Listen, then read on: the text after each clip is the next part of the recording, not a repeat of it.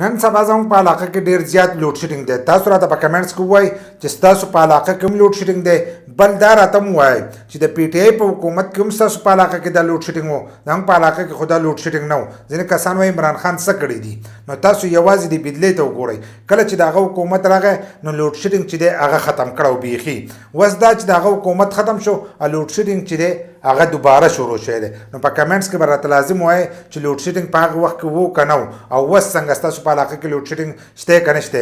بل لا چې کوم الیکشن را روان دی نو په هغې کې عمران خان چې دی ښه ټیټ سپورټ کوي. ځکه یې سپورټ کوي خالي د بدلې دا کار وګوره، نور کارونه پرېږدئ.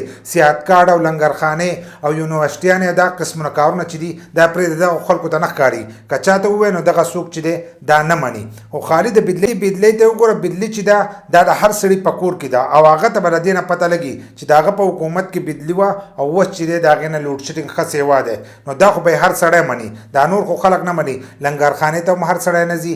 دغه شان د صحت کارډ چې دی هغه به هم زیات کار کسانو چې دی نه به استعمال کړی دی. خو د هر سړي په شناختي کارډ باندې خو استعمال کړی به هر سړی نه وي، ځکه ځینې کسان وایي چې هغه څه کار کړی دی. نو دا نور کارونه یې کړي دي، خو نور چې دی چاته نه ښکارېږي. او د لوډ شیډینګ دا چې دی دا خو به هر سړي ته پته لګي.